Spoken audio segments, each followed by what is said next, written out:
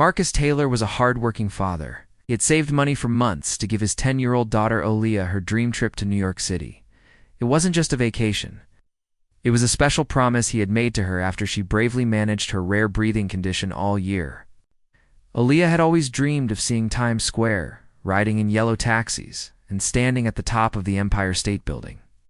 For Marcus, who had raised her alone after her mother passed away, this trip meant everything. He wanted to show his daughter the world. He wanted her to smile without worry. The morning of the flight was filled with excitement.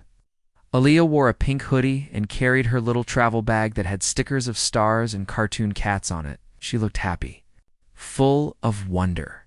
Marcus had packed everything carefully: her medicine, doctor's notes, snacks, even a coloring book to keep her busy during the flight. He had spoken to the airline staff at the airport about her condition just to make sure everything would go smoothly. At the boarding gate, Marcus held her hand tightly. The flight was a little delayed, but when they were finally allowed to board, Aaliyah's face lit up. She kept asking questions about clouds and what it felt like when the plane takes off. Marcus smiled, telling her it would feel like magic. They found their seats near the middle of the plane. The seatbelt signs were on, and the engines began to roar. As the plane lifted into the air, Aaliyah looked out the window and gasped with joy. She was amazed by the view. Everything seemed perfect, but that joy didn't last long. About 20 minutes into the flight, Aaliyah's breathing began to change. Marcus noticed it first. She was holding her chest and taking short, sharp breaths. Her face lost its color, and a worried look replaced her earlier smile. He knew this wasn't normal. He reached into his bag and gave her the first dose of her emergency medicine, hoping it would help. He gently rubbed her back and whispered, "You're okay, sweetheart. I've got you." But Aaliyah's condition didn't improve. Her breaths became more shallow. Her eyes started to tear up, not from crying, but from the effort of trying to breathe. Marcus pressed the flight attendant call button. Once, twice, then again. After a few minutes, a flight attendant finally came over. She looked calm, almost bored. "Can I help you, sir?" she asked. "Yes, please. My daughter can't breathe properly. She has a medical condition. I need oxygen or someone who can help right now," Marcus said firmly. The attendant glanced at Aaliyah and gave a small frown. "She looks anxious. Maybe just have her relax. Kids sometimes get nervous during flights." Marcus shook his head. "No, it's not anxiety. I have her doctor's letter right here. Please get the oxygen tank or a medical professional." The attendant sighed and said she would check with someone before walking away without urgency. Marcus was stunned. His daughter was clearly in trouble, and the crew didn't seem to care. He looked around, hoping someone else might help. A few passengers nearby had started to watch, their faces showing concern. One woman asked, "Is she okay?" Marcus nodded politely, not wanting to panic anyone, but inside he was anything but calm. He gave Aaliyah a sip of water and held her close. Her tiny fingers clutched his shirt. Her breathing was fast, and her little body trembled. Glancing down the aisle, waiting for someone to return, but no one came. He pressed the button again. Finally, another attendant came, this time a man. Marcus repeated his request for help, this time louder. The attendant said he would talk to the head steward and disappeared again. Marcus looked down at his daughter and felt completely helpless. She whispered, "Daddy, I'm scared." His heart broke. At that moment, a woman across the aisle leaned over and whispered, "I'm a nurse. Can I help?" Marcus nodded quickly. She reached for her bag, but before she could get up, the first flight attendant returned and stopped her. "Ma'am, we have our procedures. Please stay seated." The nurse looked shocked. "But this child is in medical distress," she said. "I understand," the attendant replied in a cold tone. "But unless the captain authorizes emergency action, we are following protocol." Marcus couldn't believe what he was hearing. His daughter was turning pale. She needed help. And they were talking about protocols. He took out his phone and opened a chat with his friend David, who was a lawyer. He typed quickly, explaining the situation and asking for guidance. David responded within seconds, Document everything. Names, time, responses, film if needed. Marcus felt a wave of anger rise in his chest, but he stayed calm. He had to be strong for Aaliyah. He turned on his phone camera and began recording. Quietly, he captured Aaliyah's breathing, the empty aisle, and the flight attendants ignoring him. He said to the camera, "This is my daughter. She has a medical condition. I've asked for help 3 times. No one has helped." The woman across the aisle nodded at him, signaling support. Another man nearby started filming too. Marcus was no longer alone. Still, the crew did nothing. They served drinks to the passengers in front. They smiled at others. But they didn't return to check on Aaliyah. Minutes felt like hours. Aaliyah leaned her head against Marcus's chest. She looked exhausted. Her breathing was still rough, but not as rapid now, only because she was getting tired. Too tired, too. Fight Marcus felt tears building in his eyes, but he didn't let them fall. He whispered to her, "I'm here, baby girl. Daddy's here." At that moment, he knew this trip wasn't going to be what he had planned. This was no longer about a vacation. This was about standing up for his daughter, no matter what, and the world would hear about it because he was just getting started. Marcus kept holding his daughter close as the plane continued flying high above the clouds. He could feel Aaliyah's breathing slow down, not in a good way, but in a worrying, heavy way. It was like her little body was giving up. She wasn't panicking. She wasn't crying anymore. She was just trying to hold on. That scared Marcus more than anything else. He looked down at her face. Her skin looked pale. Her lips were starting to dry out. Marcus knew she needed oxygen now, not later. Not after more talking or waiting. Now, he reached up and pressed the call button again. After a few long minutes, a new flight attendant walked over. She looked a little younger and seemed confused about what was happening. "Is everything okay?" "Here," she asked. "No," Marcus replied, trying to stay calm. "My daughter has a serious breathing condition. She needs oxygen. We have asked multiple times. No one has done anything." The attendant looked nervous. "Let me get someone," she said, then rushed away. Marcus sighed. That was the 4th crew member to walk away. He was starting to feel like no one cared. His daughter was suffering in plain sight, yet the crew acted like it was nothing serious. Was it because they thought he was just making a scene? Was it because they didn't understand her medical condition? Or was it something else? Something deeper and more uncomfortable to admit. He remembered when he spoke to a different airline months ago. The lady at the counter then had treated them with kindness, offered early boarding, and gave a number to call in case of trouble. This time they were just being ignored. Aaliyah shifted a little. Her eyes opened halfway. "Daddy," she whispered. "I'm right here, baby. You're doing great. Just hold on," Marcus whispered back. A nearby woman, the same nurse who had tried to help earlier, leaned over again. "I have a small oxygen canister in my carry-on. It's for emergencies. It's not the big tank, but it might help." Marcus nodded quickly. "Please, yes." She reached under her seat, pulled out her bag, and opened it. Just as she started taking it out, a flight supervisor walked over with a firm expression. "Excuse me, ma'am, you are not allowed to use that equipment during the flight. Could be unsafe," he said. "It's a sealed, FAA-approved canister," she replied. "This child needs it. We have procedures," the supervisor repeated. "We'll take care of it." Then he turned to Marcus. "Sir, I've been told about your concern. We understand you're worried, but we believe your daughter is experiencing a mild episode, likely anxiety or motion sickness. We cannot release emergency oxygen without pilot approval." Marcus stood up, gently placing Aaliyah's head on his seat. "This isn't anxiety. She has a medical condition. I told 3 of your staff members already, even showed her doctor's letter. If she doesn't get help now, things could go very wrong." The supervisor didn't respond. He simply nodded and said, "Please stay calm, sir," walked away. Marcus couldn't take it anymore. He took out his phone and started recording again. This time he spoke more clearly, not just to document the moment, but as a message too. "Anyone who would watch later, my daughter is having a medical emergency. She has a documented condition. We've asked for help several times. This airline's crew has not given her oxygen or allowed a medical passenger to assist. They continue to say it's not serious, even though she's turning pale and struggling to breathe. The nearby passengers were watching more closely now. Some murmured to one another. A few looked upset. One man across the aisle took out his phone and began recording too. Marcus could feel support slowly building around him. He wasn't the only one who saw what was happening. Still, no one from the flight crew returned for nearly 10 minutes. Aaliyah lay quietly, her head resting against the armrest now.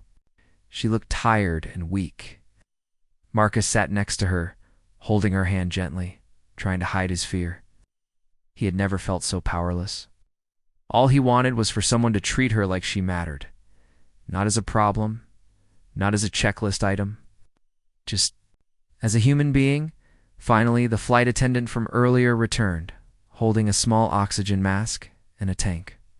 She placed it on the seat tray and said, "We can allow 5 minutes of oxygen, but the captain has not approved an emergency landing."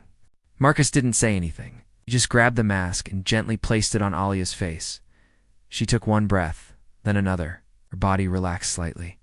He stroked her hair and whispered, "You're going to be okay." But inside, Marcus was filled with a mix of relief and rage. Why had it taken almost an hour of asking, explaining, and filming to get help? Why did a nurse have to be stopped when she was trying to assist? Why did the crew only respond after Marcus started documenting what they were doing? Marcus looked around at the passengers. Many were still watching. Some gave small nods of encouragement. One woman quietly mouthed, "We see you." He turned. Back to his phone, they gave her oxygen. After nearly an hour, after I filmed them, after she nearly passed out, this is not right. He opened a messaging app and sent everything to his friend David the lawyer.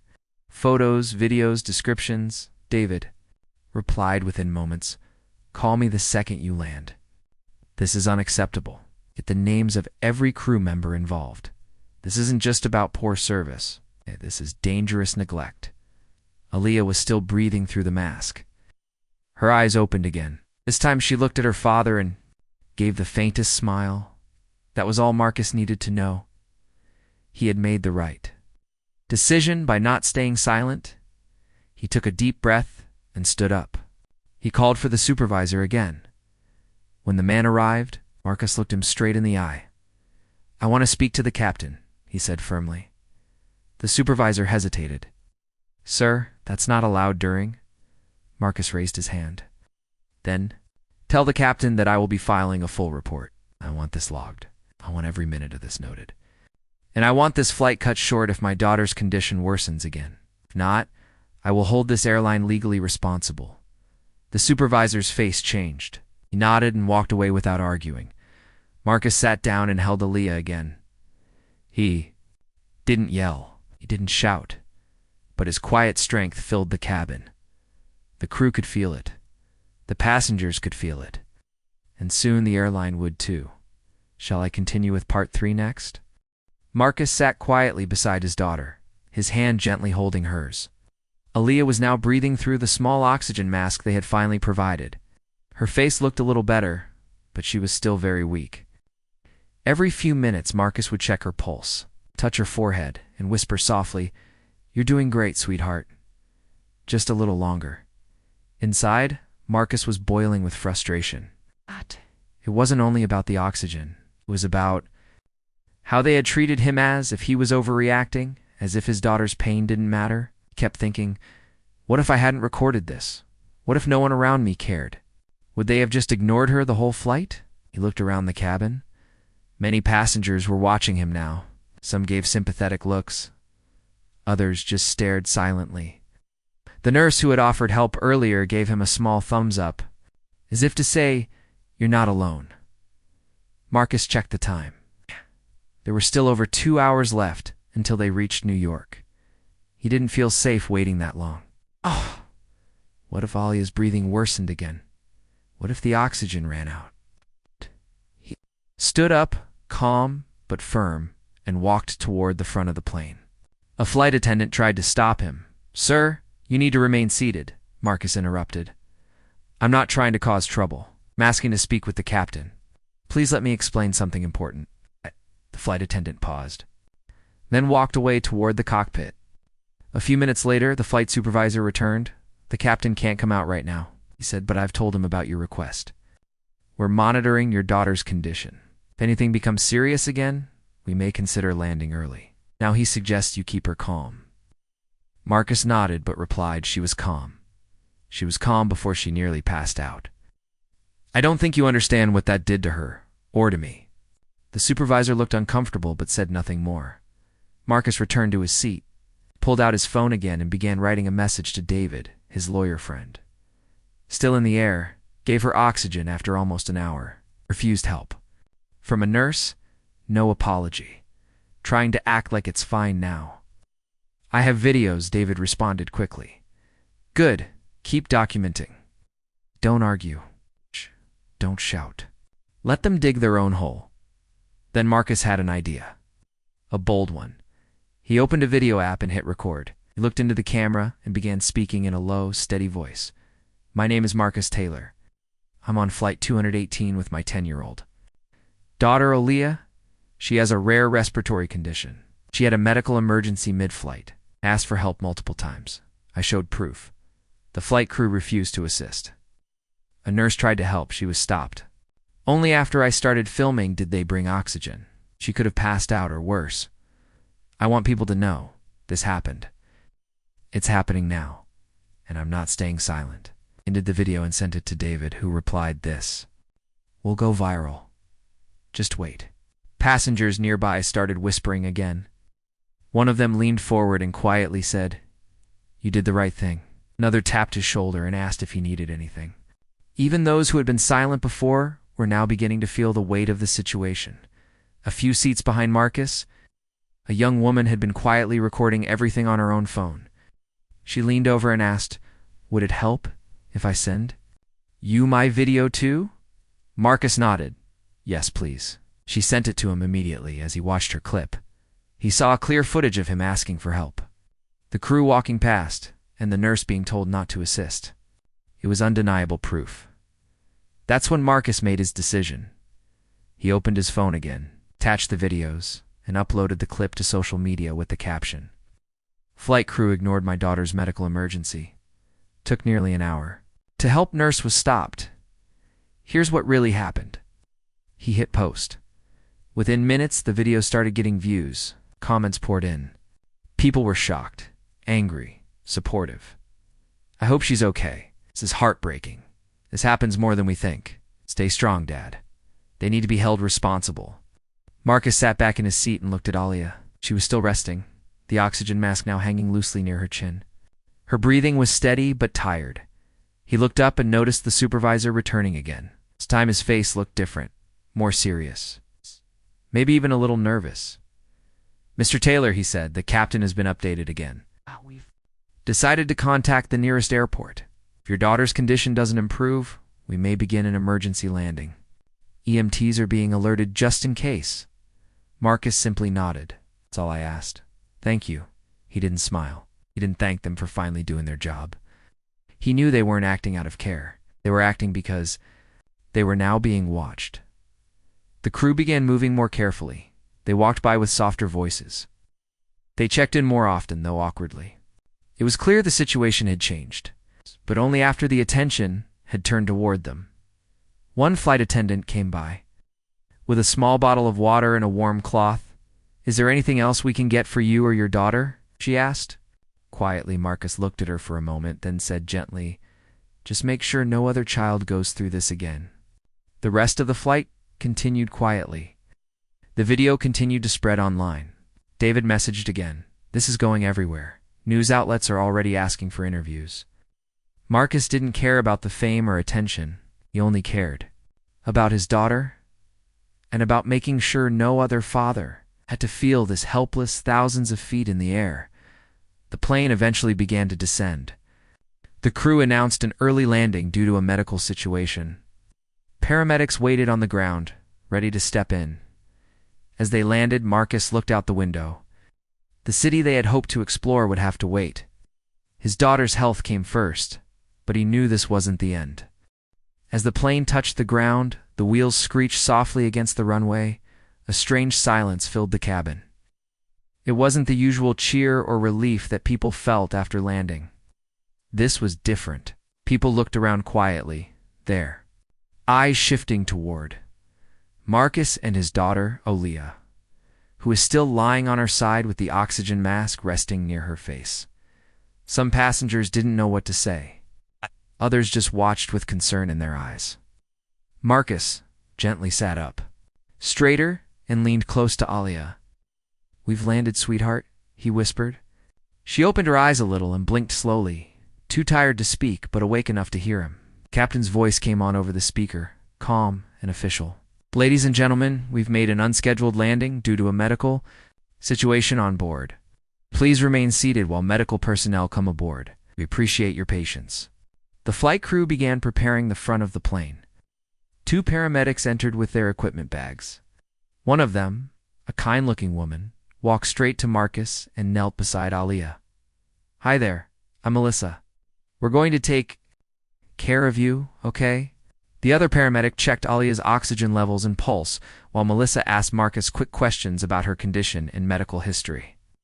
Marcus handed over the doctor's letter, her medication pack, and explained everything that had happened on the flight, including how long it took to get assistance. Melissa frowned, glancing at her partner. She didn't say much, but Marcus could see the concern on her face. After checking Olea for a few minutes, Melissa looked up at Marcus. Her oxygen level is low, but stable now. If she had gone much longer without help, this could have been much worse. "You did the right thing," Marcus nodded slowly. He was holding back all the emotions he had been carrying. He didn't want to cry in front of his daughter, but inside, he felt like a balloon that had been filled too tight. Relief, anger, fear, and exhaustion were all pushing against each other. The paramedics gently lifted Alia onto a small stretcher.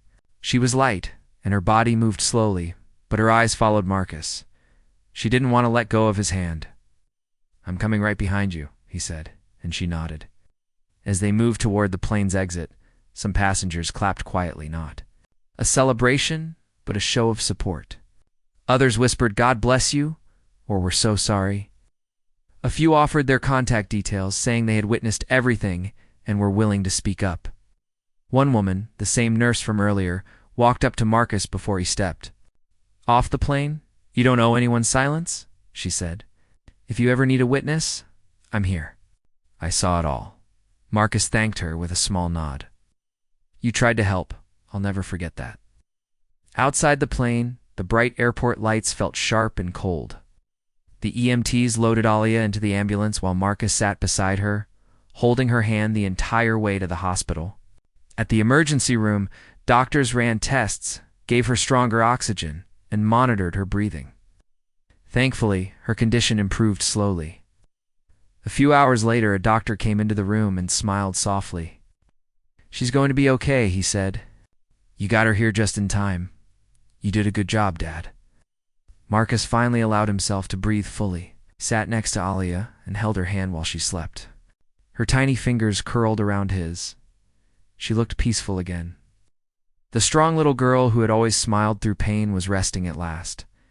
That night, Marcus didn't go to a hotel. He stayed in the hospital chair beside her bed. He had canceled the rest of the trip without even thinking twice. New York could wait. His daughter's health came first, and more than that, he had a new purpose now. The next morning, Marcus woke up to dozens of messages on his phone. His video had gone viral. News stations were reaching out. Civil rights groups were tagging his name online. People were demanding answers from the airline. His inbox was filled with messages of support strangers telling him how brave he was. Other parents sharing their own stories, and people offering help with legal action. He also saw a message from a woman named Renee. She introduced herself. As a civil rights attorney who had helped families in similar cases, "I saw your video. I've represented clients in situations like this. If you need someone to speak on your behalf, I'm ready," her message said. Marcus called her. They spoke for nearly an hour. She listened carefully and asked all the right questions. Then she said, "This isn't just about what happened to your daughter. This is about a broken system that makes some people feel invisible, even when they're crying for help. You're not just a father anymore, Marcus." A voice. Later that afternoon, Marcus gave his first interview from the hospital. He sat beside Olea, who was sitting up now, and watching cartoons on a tablet. Marcus kept his tone calm, his words simple, but his message strong. No parent should ever feel ignored when their child is in danger. No child should ever have to prove they're worthy of help. I asked for help again and again. I was ignored. I don't know if it was because we were seen as overreacting or if it was something deeper. Whatever it was, it can't happen again. Story made. Headlines on major news channels. People across the country and even in other countries began talking about it. The airline issued a formal apology and said they were investigating the matter. But Marcus knew that wasn't enough. He didn't want a quiet apology and a free flight voucher. He wanted change. With Renee's help, he began preparing a formal complaint and a legal action, not just for justice, but to push for new rules. Rules that would require airlines to take medical situations seriously. Rules that would stop anyone from being treated as less important just because of how they look. Marcus went online and wrote, "I didn't ask to be an advocate.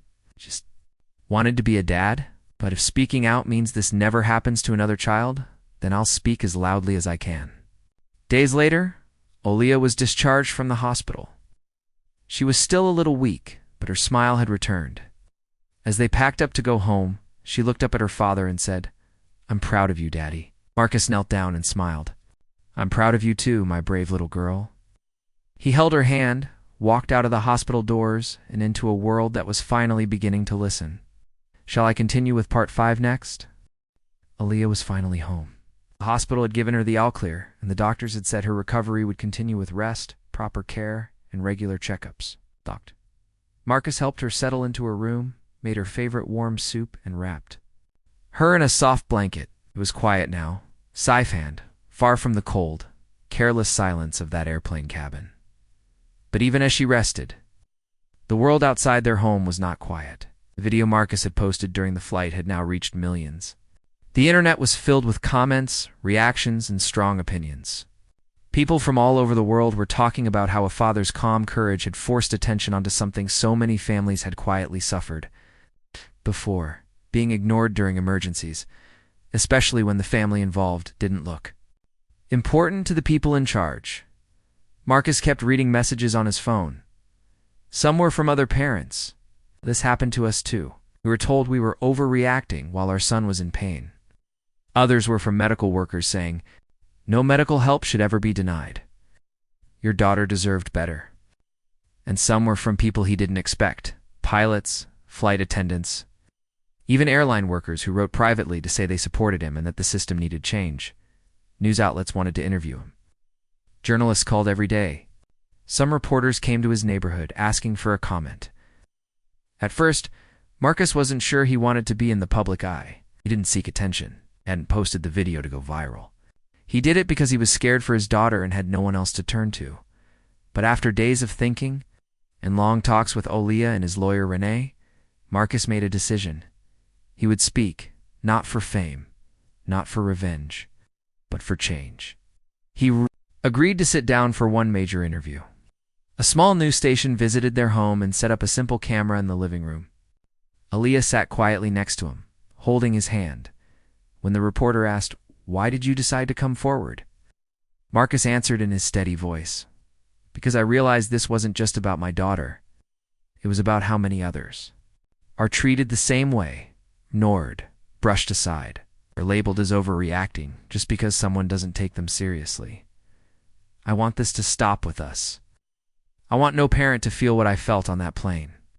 The interview aired that evening. It spread fast. It wasn't loud or dramatic. It was honest. And that honesty touched people.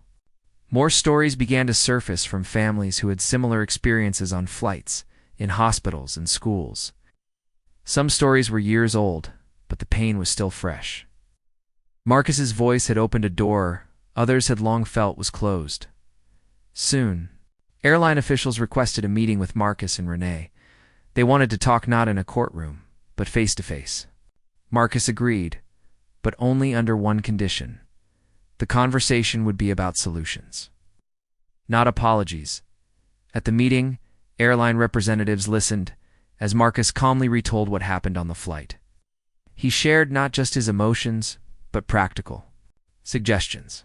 better training for handling real medical emergencies, allowing certified medical professionals among passengers to step in, special support for parents traveling with children who have known health conditions, and perhaps most importantly, better bias awareness and response training, so that no one is treated as unimportant or unbelievable based on appearance alone. To everyone's surprise, the airline agreed. They promised to work with healthcare professionals, flight staff, and travelers to improve their emergency response procedures. They also committed to a review of the crew's actions on that flight. But Marcus didn't stop there. With Renee's help, he began working with a nonprofit organization that focused on travel safety and racial equity. Together, they launched an awareness campaign called Every Voice, Every Breath. It was designed to teach people their rights while traveling, encourage reporting of medical neglect, and push for fair treatment for all passengers, no matter their background.